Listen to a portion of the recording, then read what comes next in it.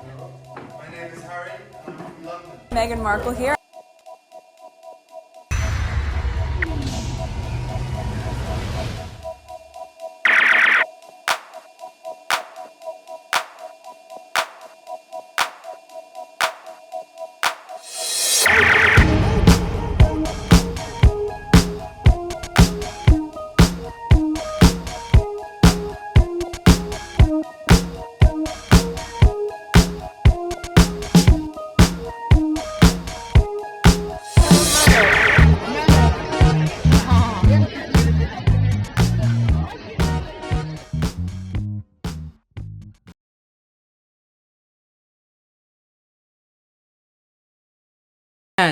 Matt with his BS that Harry wants to come back nonsense. Okay, let's see, 1 minute and 14 seconds. Solicitor, done well charged and generally got positive reaction. Did he have to do that without Meghan? Oh my The first God. year with Meghan, she was a fantastic. I travelled everywhere with them. She was a star. She engaged with the public. She did everything you'd expect a lady married into the royal family to do, and then suddenly it all changed.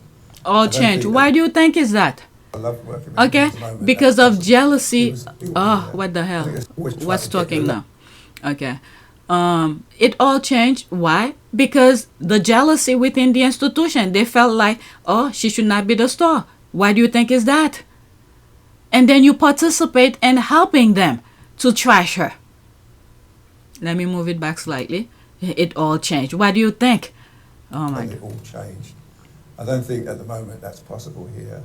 I think there's so much bad feeling with the book and the Oprah Winfrey and some of the Netflix things they've got in the pipeline. Maybe it's even more damaging things they're going to be saying. But Well, they just tell their truth. You guys were lying.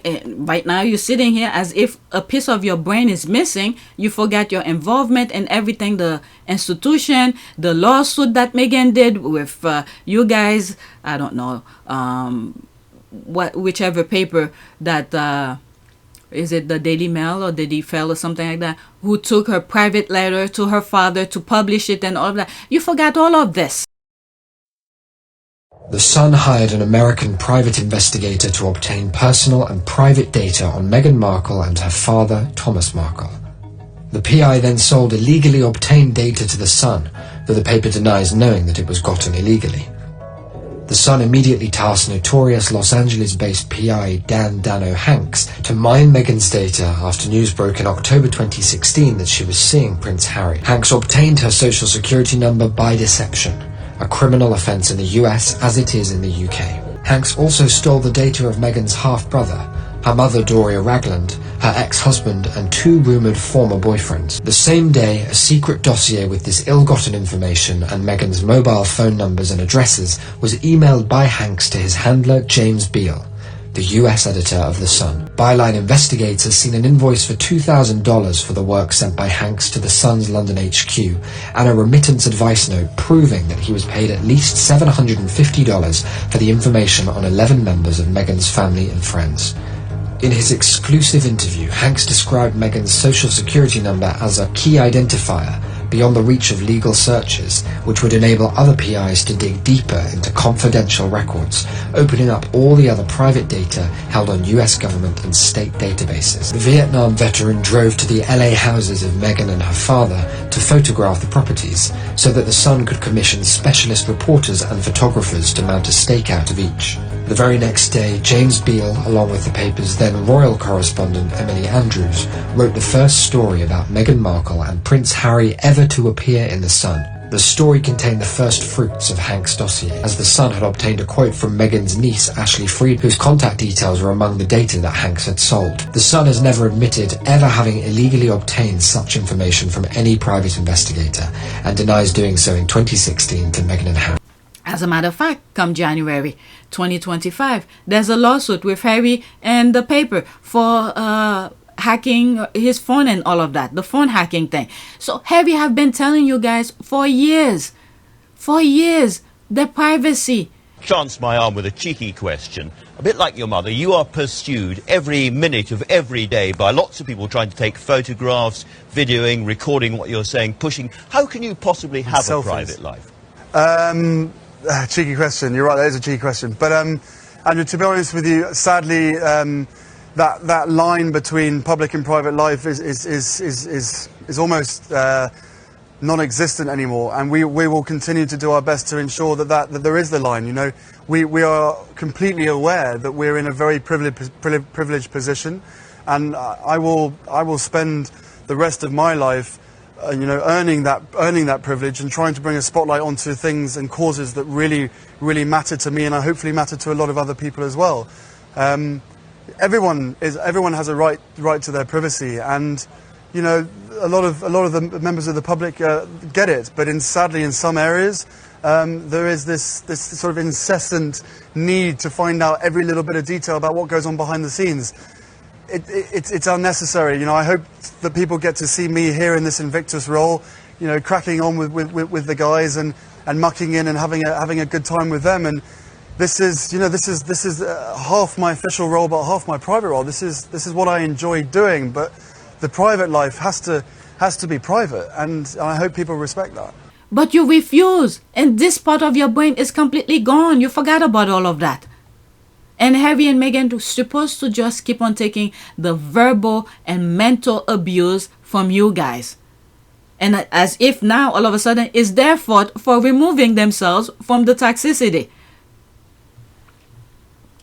I don't think she could turn up here with him and do a visit. Well, she may be, but I don't think she I'm wants not to. she would. What I do don't you think she think? would. You're on the road. God. Well, my personal view is that Harry is trying to. We might talk about this a little bit later in the show, but my personal view is that Harry is trying to make moves to come back and do more work in the UK.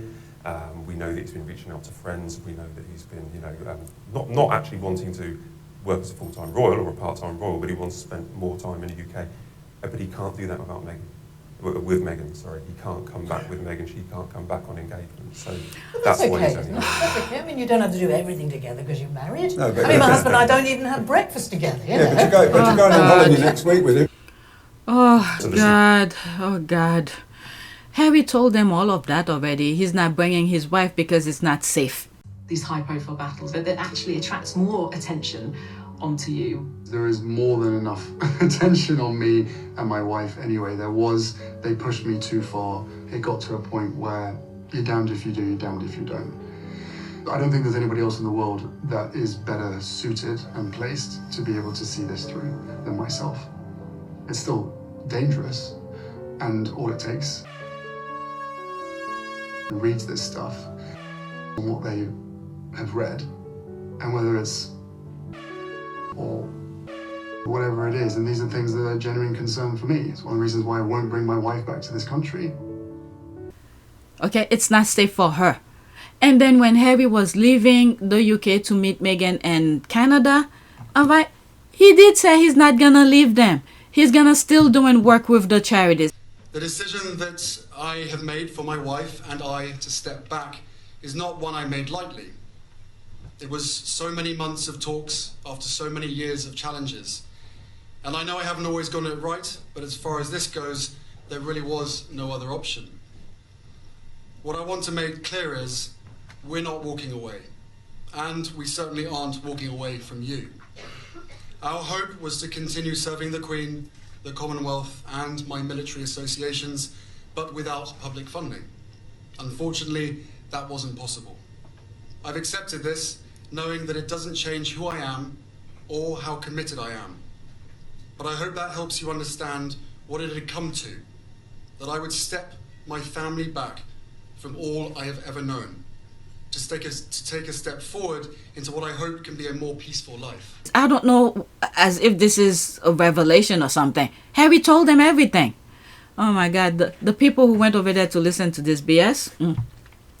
Jenny's saying that because Harry is going to engagement and tours alone doesn't mean their marriage is in trouble. Quote, what about Sophie and Eddie? She's gone alone. Maddie didn't like that. Let's listen. The Queen and the King and William and Catherine, they present themselves as a team. I know they have God. William and Catherine.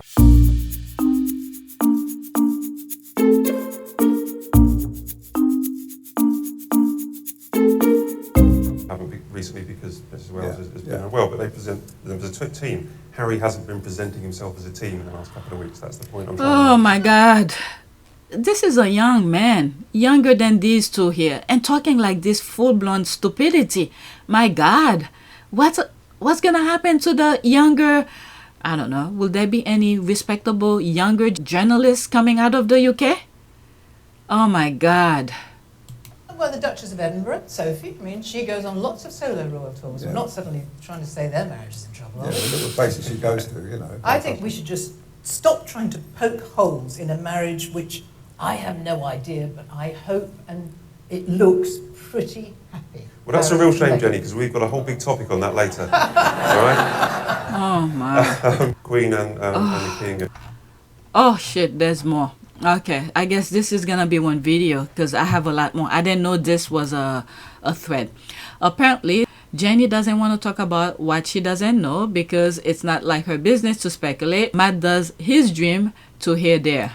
Okay, there what? Let's pause this. Matt does his dream to hear their marriage has failed. Oh my God. Yeah, this is gonna be a video by itself. 3 minutes and 28 seconds. That symbolises, or it indicates the fact that they may be going in separate directions if their business ventures are divided. I think it suggests that business ventures are probably very different, and they are very different. I go back to the idea, I don't think we should be trying to drive a wedge into their marriage just because they're doing have different commercial interests or charitable interests. I think that's my view. Oh, I don't know. I mean, I remember when there was speculation with Charles and Diana's marriage, and you know, the palace was saying, "Oh, it's pretty good, it's solid, it's great," and it wasn't. They know, we don't know. We can speculate all we like, but we don't really know. Yeah, maybe we shouldn't speculate. I mean, being a royal correspondent or royal photographer, but royal correspondent, it's incredibly difficult. I worked alongside people who were war correspondents, and they came into this job and said, do you know, it was actually easier to get at the facts, you know, covering a war, because you're operating through these massive sort of curtains and shrouds to try to get to the truth. We don't get to ask Charles or William out for a lunch or a drink, whereas a political correspondent will ring up a cabinet minister and they'll go out. It's a very difficult area of journalism. And that, I suppose, leads to lots of... I don't even think this is journalism. This is what I mean. These clowns sitting there talking to the people and none of them is checking each other out. There have been many instances where Charles and Camilla going to parties with many of these people, and then is it Arthur Edward, who's sitting right next to her, who's talking, they don't invite to the party or something like that. He been to those parties that I'm talking about. There's pictures of him dancing with Camilla. Why didn't he say something? This is what I mean. Every one of them, they need a psychologist outside of the UK to evaluate them because all of them are full-blown crazy. Area of journalism. And that, I suppose, leads to lots of... I don't even think this is journalism when the royal family, you know, telling you what to write. Institutional role, why be so public? You say you tried to do this privately. And every single time I've tried to do it privately, there have been briefings and leakings and planting of stories against me and my wife. You know, the family motto is never complain, never explain, but it's just a motto. And it doesn't really hold... There's a lot of complaining and a lot of explaining. Endless. Private, being done through leaks. Through leaks. They will feed or have a conversation with the correspondent, and that correspondent will literally be spoon-fed information and write the story, and at the bottom of it, they will say that they've reached out to Buckingham Palace for comment. But the whole story is Buckingham Palace commenting. So when we're being told for the last 6 years, we can't put a statement out to protect you, but you do it for other members of the family, there becomes a point when silence is betrayal. It's not independent. So I don't know if this is journalism, whatever you call it, whatever. Speculation, which inevitably we do. Maybe I'm beginning to think we shouldn't until we can establish more facts. Yeah, but you know, Jen, I was like that. I was, you know, I thought that marriage with Charles and Diana's marriage was great. I was the one that got it wrong. I got it wrong. Right to the very end, I was saying, no, I think it's going to be all right, but I was wrong. But we were being lied to by the parents. That's right. Good. Because I believed them, and I remember coming out doing a state opening of Parliament, meeting one of their staff, one of the. And this is what I was just saying. How could these be journalists when they're not independent? The institution is telling you what to write. So it's not independent. And some of the squad sometimes highlight some of the issues. There's a headline that is out there, and then before you know it, hours later, it's changed because they didn't like, it was too positive of someone they didn't like. So you guys are not independent. This is not journalism. I don't want the press to be in a last chance saloon at all. I want to see newspapers thrive. This is my industry, and I think it's in all our interests that we have a thrive. And we've got the most wonderful newspapers in the world in this country. You read the newspapers in the States or in France, they're very dull. They're not entertaining at all. I think that we can have both a serious and an entertaining press. And that's what I want to see survive. I don't want to see Prince Harry destroy the industry I love. All right, let's continue. Palace staff, and he said, it's always been Camilla, Arthur. It's always been Camilla. And Do you really believe that a campaign was being waged against you? Yes, I did, absolutely. Yeah. Why? I was a separated wife to the Prince of Wales. I was a problem, full stop. Never happened before. What do we do with her? Can't we pack her off to somewhere quietly rather than campaign against her? She won't go quietly. That's the problem. I'll fight till the end. Palace staff, and he said, it's always been Camilla, Arthur. It's always been Camilla. And By Jonathan Dimbleby about your husband. He says that your husband renewed his relationship with Mrs. Camilla Parker Bowles. Were you aware of that? Yes, I was. But I wasn't in a position to do anything about it. Palace staff, and he said, it's always been Camilla, Arthur. It's always been Camilla. And What evidence did you have that their relationship was continuing even though you were married? A woman's instinct is a very good one. Is that all? Well, I obviously had knowledge of it. From staff? Well, from people who minded and cared about our marriage, yes. What effect did that have on you? Pretty devastating. Rampant bulimia, if you can have rampant bulimia, and just a feeling of being no good at anything and being useless and hopeless and failed in every direction. you know what? It was a shock to me. And of course I looked at it and probably that was true, you know. And I was determined that, you know, I didn't want to admit to it. And then we went to Korea, that awful tour of Korea, which, you know, they hardly looked at each other.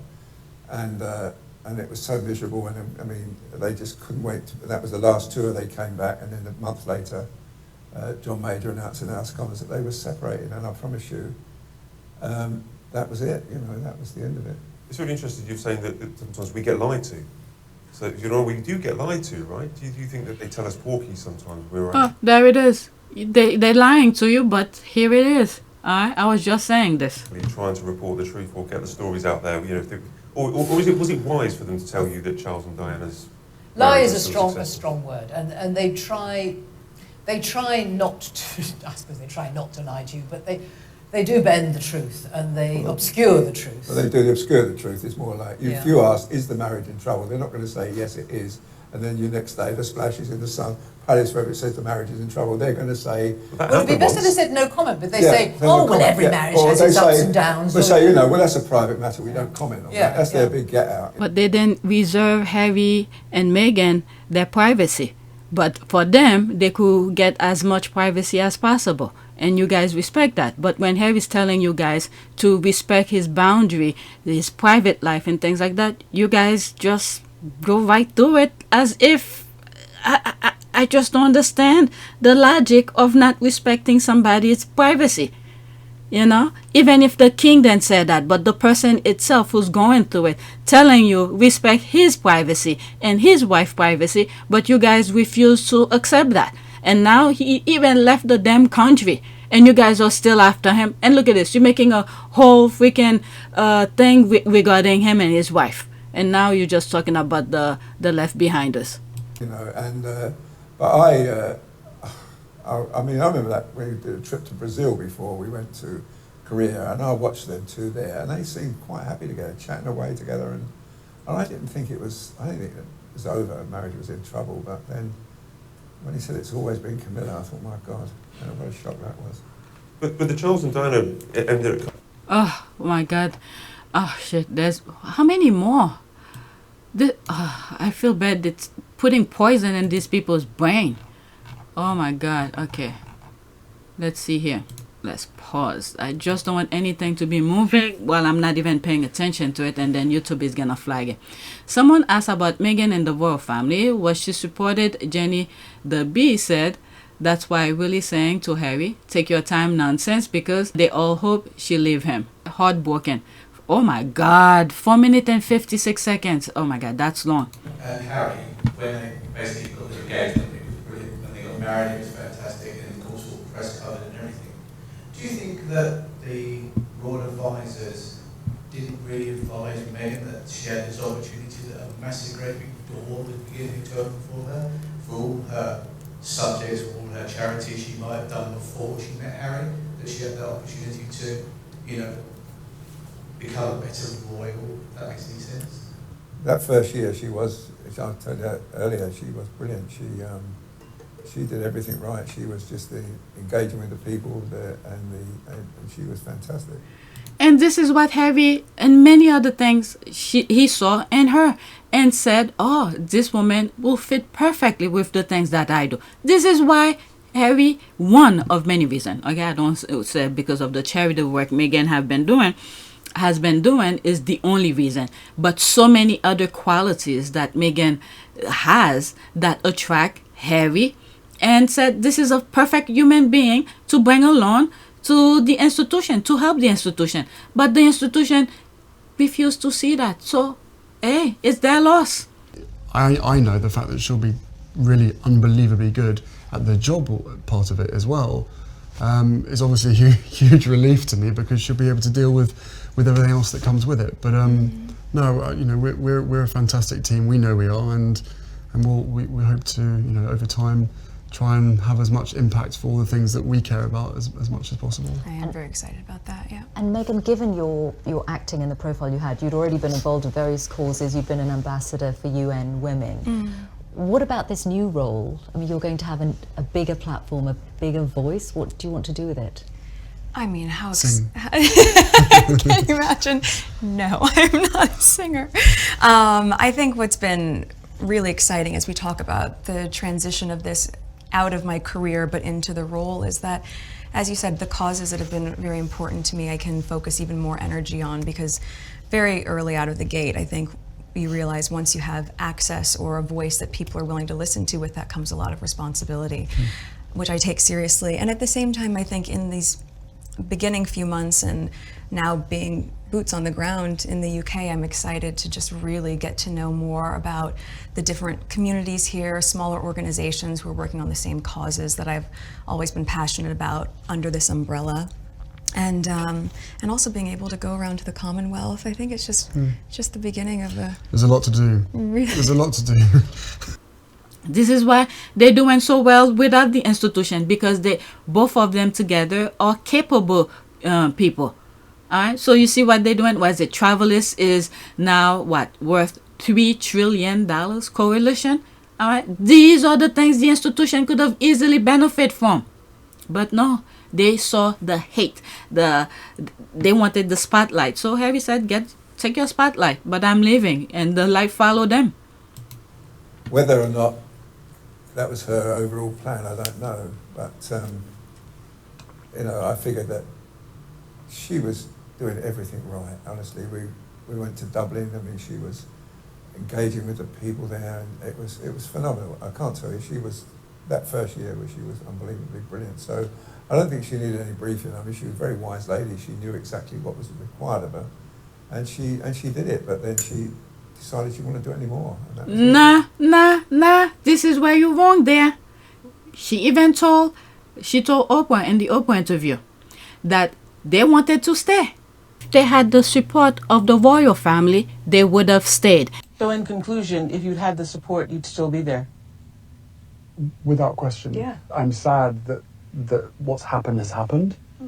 And even as they were exiting, they tried to protect the institution because they knew the institution was making a foolery out of themselves. But I know, and I'm comfortable knowing, that we did everything that we could to make it work, and we did everything on the exit process the way that it should have been with done. With as much respect. With as much respect. Oh my God, we just did everything we could to protect them. They thought they were fooling or embarrassed.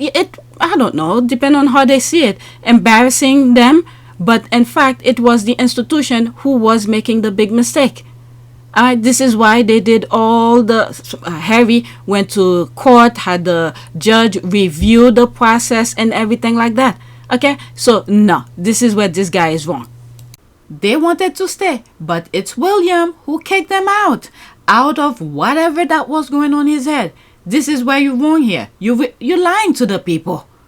You tell partially true because everybody saw it, but everything, the UK, everything is in court document. I don't know how they make those documentation public to the people, how you could get those court documents. This is why Harry wanted the review. Okay, the Sandringham situation, the Sandringham meeting, they wasted Harry's time. Everything was already written on a paper, all right, to get him out of there. Began to address Granny about the 5 options. Your Majesty, you've seen the 5 options? Yes, she said. We all had. They'd been emailed to us. 5 different ways of proceeding. Option 1 was continuance of the status quo. Meg and I don't leave. Everyone tries to go back to normal. Option 5 was full severance. No royal role, no working for Granny, and total loss of security. Option 3 was somewhere in between. A compromise, closest to what we'd originally proposed. I told everyone assembled that, above all, I was desperate to keep security. That was what worried me most, my family's physical safety. I wanted to prevent a repeat of history, another untimely death, like the one that had rocked this family to its core 23 years earlier, and from which we were still trying to recover. I'd consulted with several palace veterans, people who knew the inner workings of the monarchy and its history, and they all said option 3 was best for all parties. Meg and I living elsewhere part of the year, continuing our work, retaining security, returning to Britain for charities, ceremonies, events. Sensible solution, these palace veterans said, and eminently doable. But the family, of course, pushed me to take option 1. Barring that, they would only accept option 5. We discussed the 5 options for nearly an hour. At last, the bee got up and went round the table, handing out a draft of a statement the palace would soon be releasing, announcing implementation of option 5. Wait, I'm confused. You've already drafted a statement? Before any discussion? Announcing option 5? In other words, the fix was in this whole time? This summit was just for show? No answer. Okay, everything was set up. Harry wanted to do half in and half out. They refused that. Okay, what the institution want was for him to leave. So he left. Okay, these people, how could he stand there and lie to the people like that? You know, it's not true. But at the beginning, he was telling the truth because we could see it. We see the headlines, we see the videos, her engagement and everything like that. But the part where they left, it was William, the institution. I rather think she didn't know what really she was getting into, and I think this is why William was absolutely correct to warn Harry or suggest to Harry that he took it a little more slowly, give it a bit more time. And this is where Meghan said she thought the thing would be fair. You guys were not fair to her. Pointing at... She even closed her freaking car door. You guys made a big deal out of it. Okay? She thought you guys would be fair. You pick up every little thing that absolutely no meaning at all. Make it a huge thing. She be nice to the workers. You claim that she's bullying. You create a whole full-blown BS. What happened to the bullying investigation? Okay, you guys were not fair. You guys were not fair. William won Harry because William wanted Harry to stay there so he could be a scapegoat for his full-blown BS he's doing in the background. You guys are not genuinely, truthful here.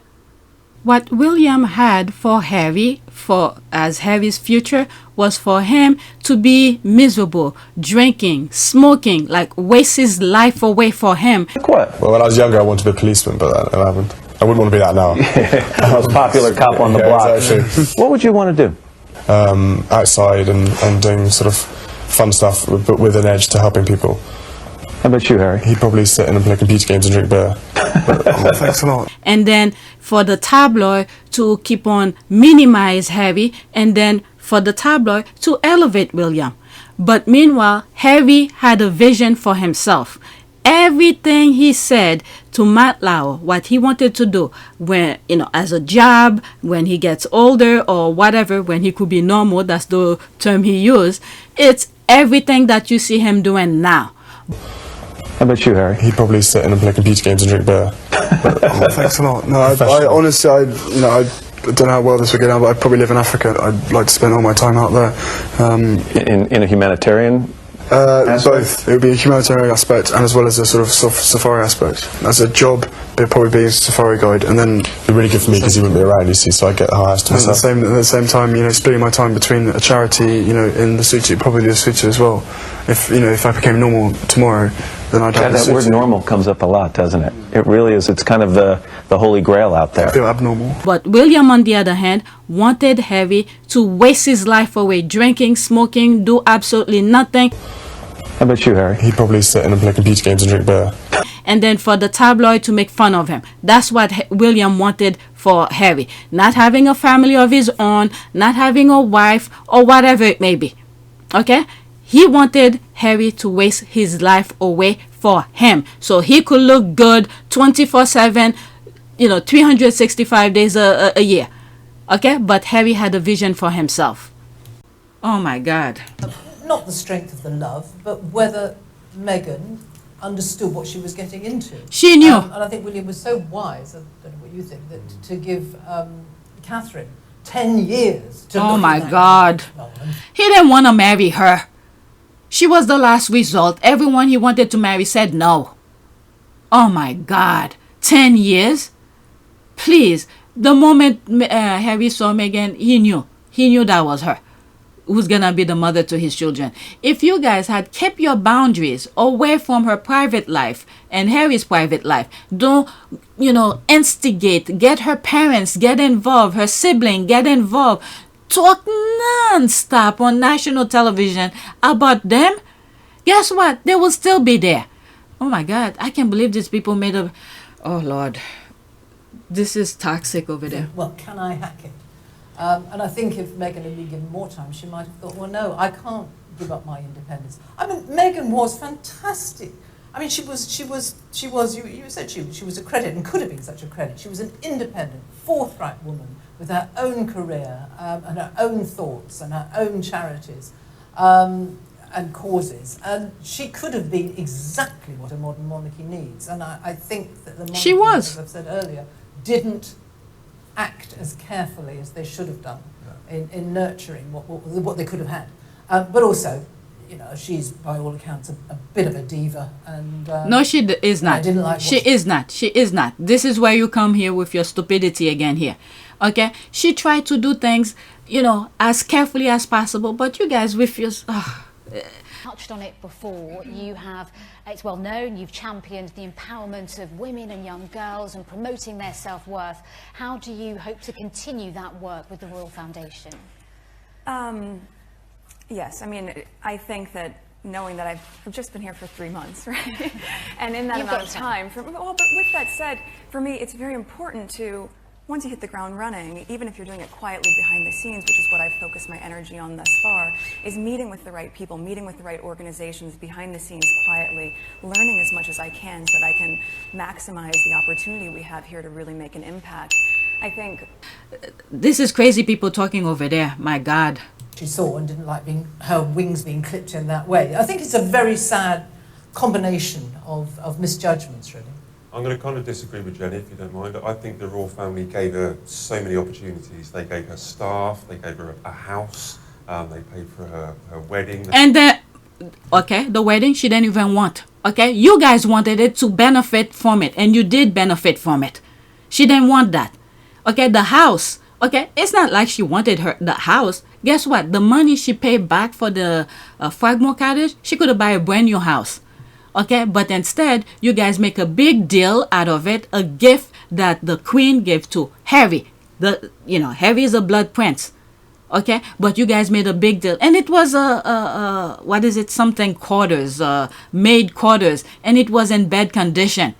Okay, but you made a big deal out of it, where all they wanted was their privacy, and then you claim that because the house is public, the Queen gave it to her, and they did the renovation. Guess what? They paid back. But you continue. Oh my God, you continue following them. You insist on getting into their business. They said no. It's the private thing, the privacy thing. These people are crazy. They're talking all nice, calmly, but it's full-blown BS that's coming out of their mouth. Full-blown BS, nonsense, toxicity, poisoning the people's brain over there. Oh my God. A house that was for Harry. Harry is the son of the king, or the future king at that time. I mean, where was Harry supposed to stay? And then don't forget as well, Meghan, with her own money. Okay, she helped refurbish it, and then the money that for the renovation, you guys, because the house was gifted to them, not Meghan, to them. That's mean Harry and Meghan.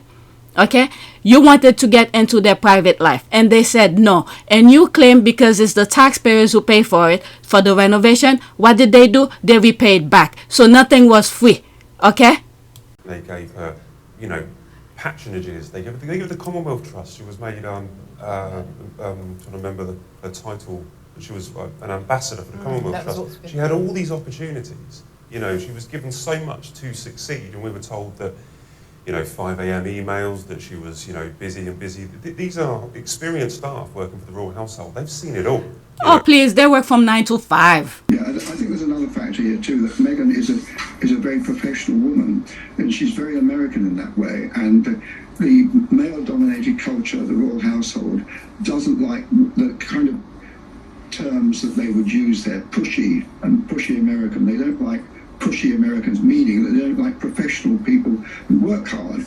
And a lot of the Debbie kind of girls who get to work inside the palace work from about 9 to 12 and then take the rest of the day off. And Meghan was very impatient with that. She wanted to see a new work ethic, maybe a work ethic as strong as the Queen's herself. The own freaking historian told you guys, those people work from 9 to 5. And when they go over there, they don't do their work. Meghan wanted, result from these people who's getting paid. She sent a 5 a.m. email you could see she was up. She was doing the thing. That's what this email tells you. She was working overnight. But that doesn't mean the staff have to turn on their email and respond right away. Actually, it's telling more on the staff than actually Meghan. She was working overnight. Oh my God. Can the people who's sitting there process this? To say, giving opportunity, they're just giving her more work, and she was willing to do it. She was doing a great job of it, and she didn't give it back. You guys took it back. Because she was doing such a good job, and she was getting the light, the spotlight, and the institution. Then, the Queen didn't care. The Queen know her position, but the others, they were so jealous that she was doing a good job. But hey, it's the UK who lost, because Meghan was doing great work. The few moments she stayed over there, you see there's that cookbook is still providing money and fund for the charity to continue to flourish. Yeah, she did the thing with the, Smart Works, still flourishing. Everything she touched was flourishing. The others, you guys were so jealous, pull it away and deprive those charities from something they could have benefited from. So it's not Meghan, okay? The problem is you guys. Oh my God, God, give them a baggage so they could keep Meghan's name out of their mouth. No, a 5 a.m. email isn't the worst thing that they've ever seen. These are experienced, proper please. aides that know how to operate with difficult people. 9 to 5. They gave her absolutely everything. I don't think they could have given her. Okay, and also the aide, I spoke about it, one of William's godmother, okay? She was just a spy, in my humble opinion. She was a spy in there to see what's going on in the Sussex's household so she could report to them so they could create a full-blown BS, unnecessary headache, okay, to the Sussexes, because Harry and Meghan were doing their things very smoothly, but they want to give them a hurdle to jump, unnecessary hurdle. Okay, you guys are full-blown BS. So, but what have the royals done since Harry and Meghan left? Because since Harry and Meghan left, they start things from scratch and they're flourishing. But what have the royals done? They've been in existence for centuries. Oh, God. Or anymore, but at the end of the day, she just didn't fancy it.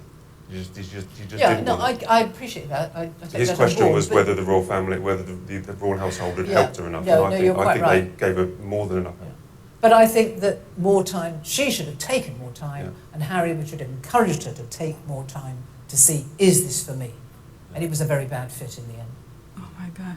We agree on that bit. Okay, for the sake of you guys who's not on Twitter, this is the only reason I'm continuing this, because this is toxic people talking toxic nonsense. Okay, talking smoothly, like, you know, music to your ear. But guess what? The thing that they're spewing out is full-blown satanic nonsense, full-blown BS. The truth is out there. Harry and Meghan were doing good. Jealousy from the others, you know, that's what happened, and they took things away from them, and then they actually literally kicked them out.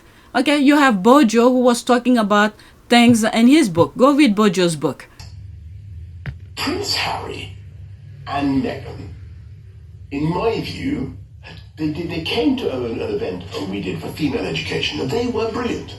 And she was particularly good and articulate and on the detail. So you got on quite well And with them? yeah, I got on well with both of them. And I also worked with Harry when he did his Invictus Games for disabled veterans in the Olympic Park. And so in a sort of, bit of pomposity, I thought, this national asset is leaving our country.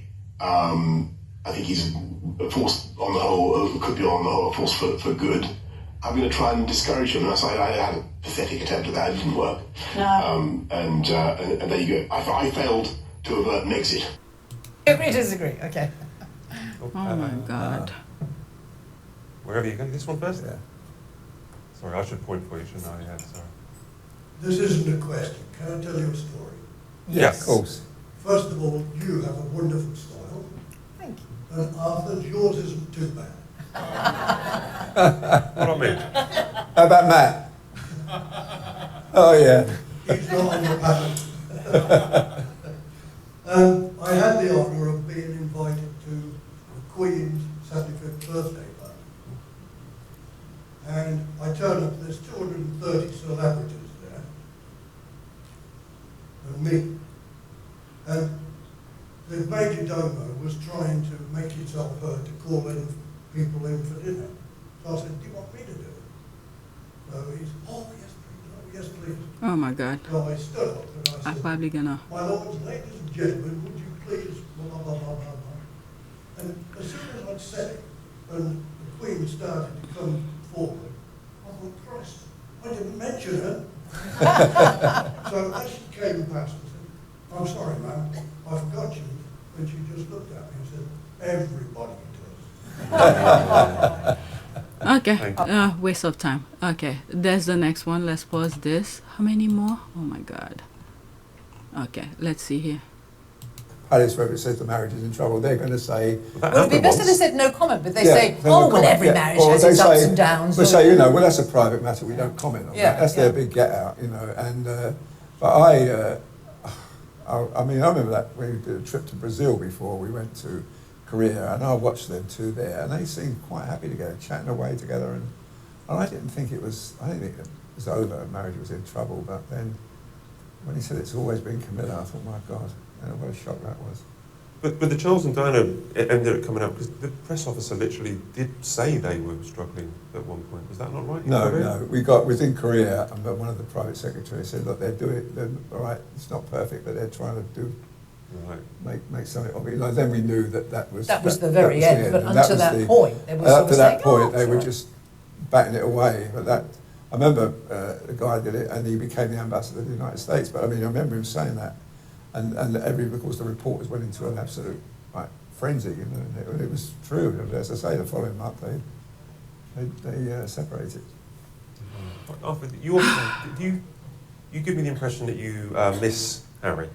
Do you miss him? I'll tell you what, I do miss him because I loved working with him. I mean, one of the most embarrassing moments of my life was in New Zealand with Harry, and we went to it. I'd been on the TV that morning doing the breakfast show in New Zealand television. And the day before, we'd been on a walkabout in New Zealand, and this woman said to him, oh, Harry, you're just like your father. And he said, yeah, I'm losing my hair like my father as well.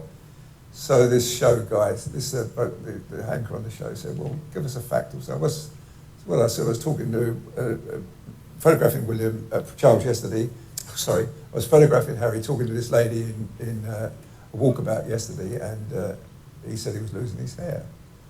And then I go to this youth club where Harry's going to be entertaining the kids, and he was playing table tennis with them and snooker, and then they asked him to put a painted hand on the wall, a purple hand, and he got the paint, put it on his hand, and then he came over the wall and it crashed right on the top of my head.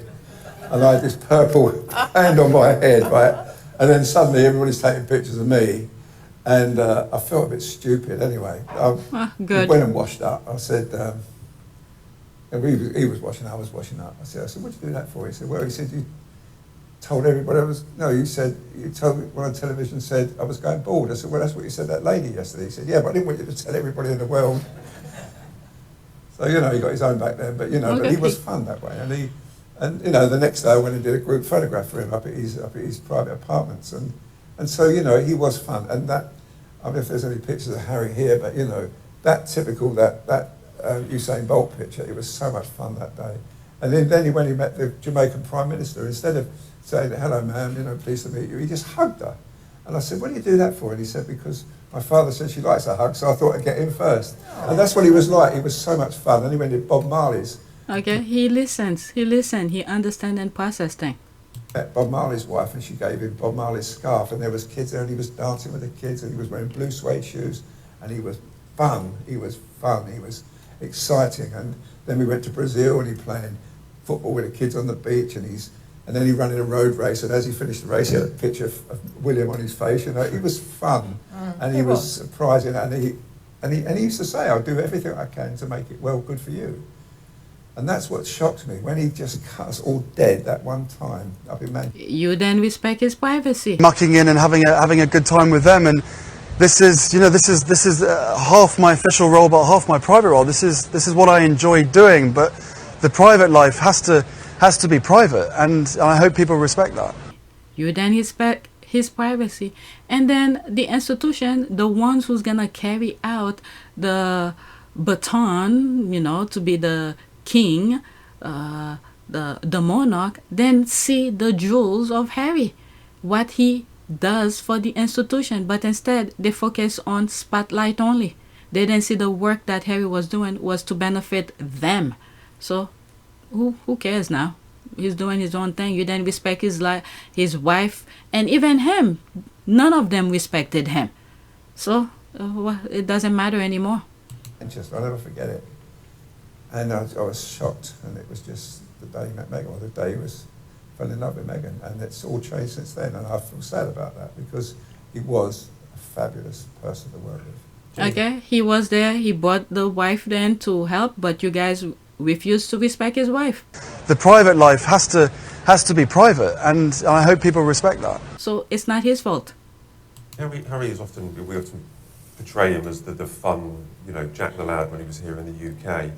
Does he overshadow other royals in that fun element? Do we claim that Harry is that fun, boisterous lad when actually some of the other members of the royal family are also fun? They get up to They get up to things, don't they? I mean, what was the other day? I was at St James's Palace and the King was dancing with the Samoans, the yeah. Samoan guy stripped down to the waist. The King got brought round and they started doing a dance and he started dancing. They Oh my God, it's so painful. After Miss Harry get the violin out, he cried for Harry, come back. All right, so let's see here. 2 minutes and 1 second. the impression that you miss Harry. Do you miss him? I'll tell you what, I do miss him because I loved working with him. I mean, you know, one of the most embarrassing moments of my life was in New Zealand with Harry. And, Okay. We just heard that story where Harry put the paint on his head. It's too painful to listen again. Lord, Mike the Mercer, aka Tarting Tendles, has put his bestie in hospital. That's the life here. Ripped bicep. It could come back to bite him. Alright, so what is that now? 2 moments later.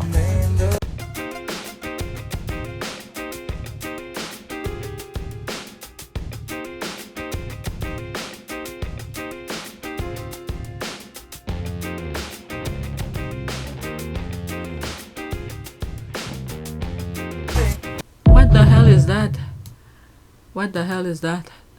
Okay, the former England star alarmed his followers when he posted footage from his hospital bed on Wednesday, supported by a sling. At 39, the ex-rugby union star had gotten hurt trying to replicate a social media craze where one spends another person in a circle. Oh my God.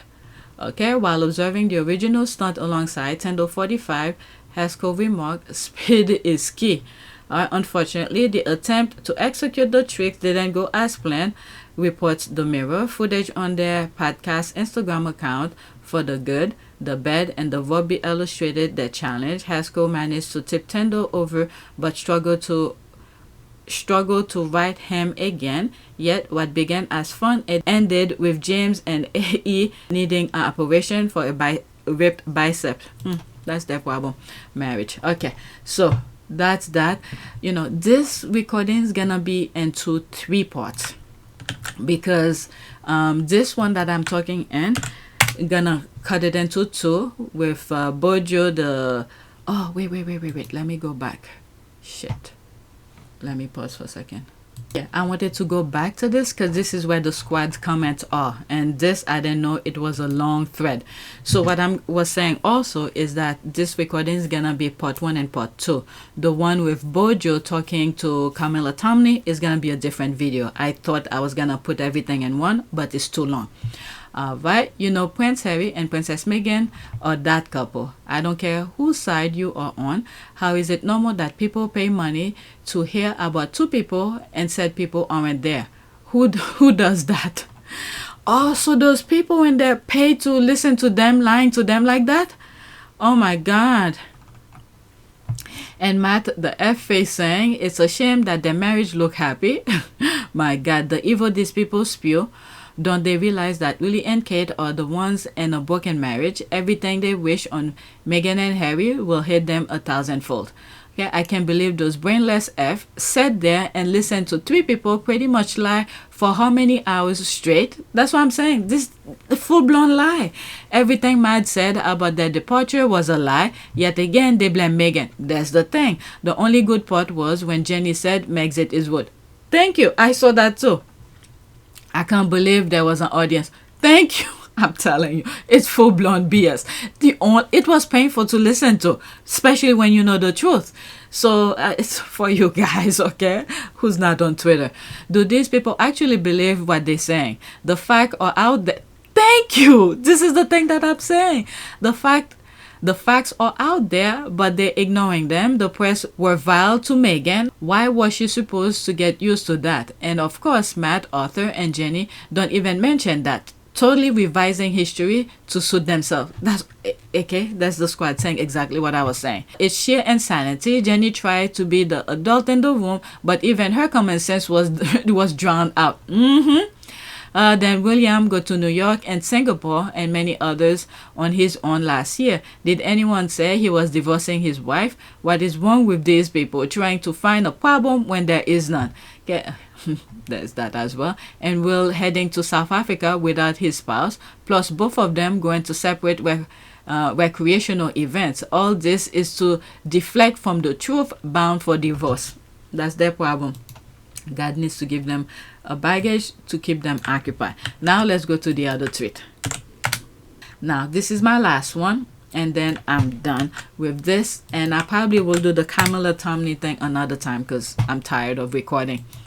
All right, so let me badmouth for a minute. If the scam made around £500 for that live, okay, that the video, the long thread that I just shared with you from the Sun, she's making reference to that.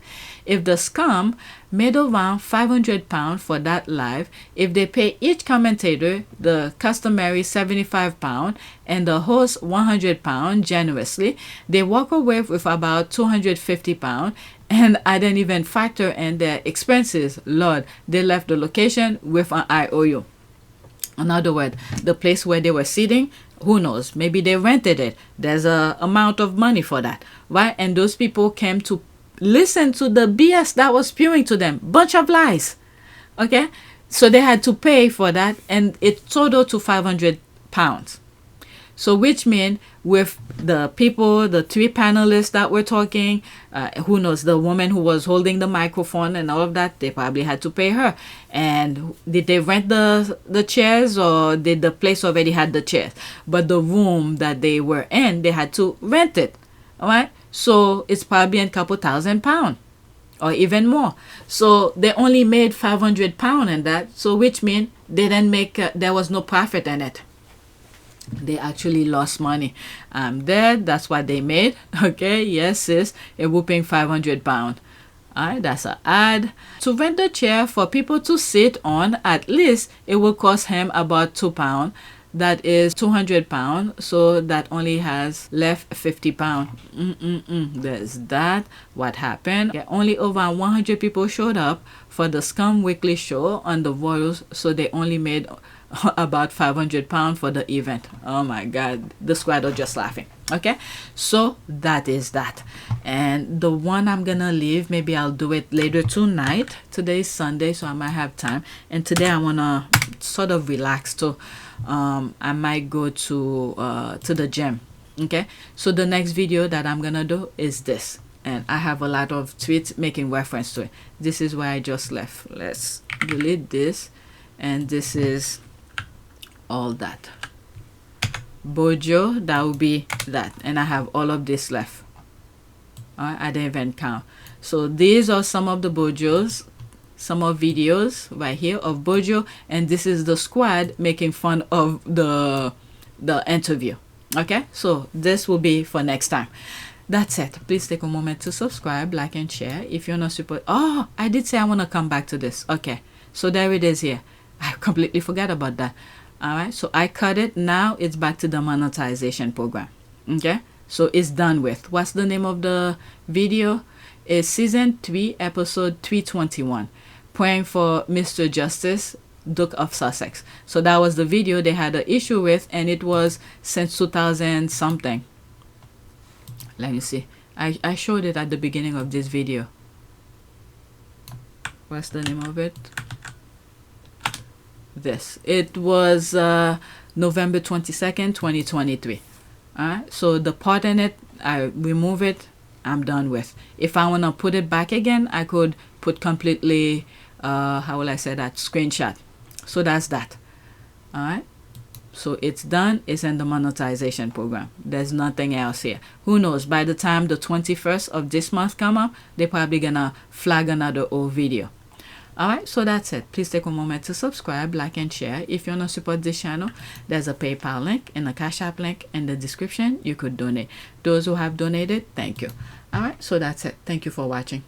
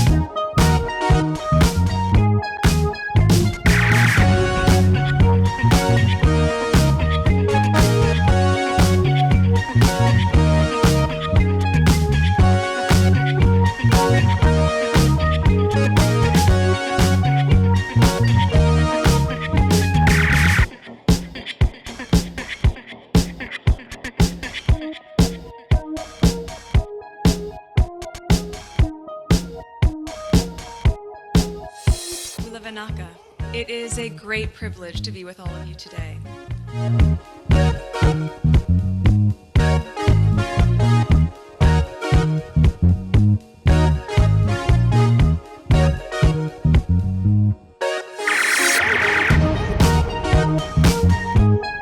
You know, we ask for forgiveness and please come back.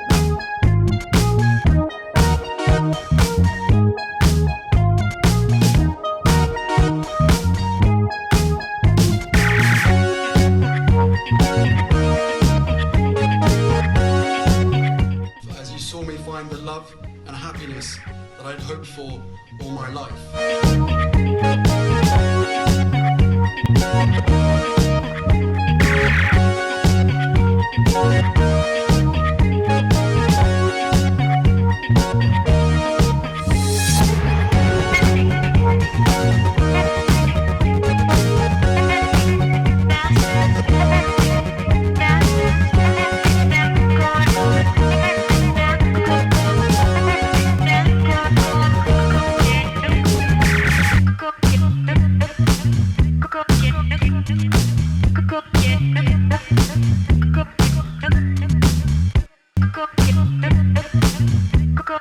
You are all in this together. And if I may speak personally, we are all in this together. Because asking for help was one of the best decisions that I ever made. You will be continually amazed how life changes for the better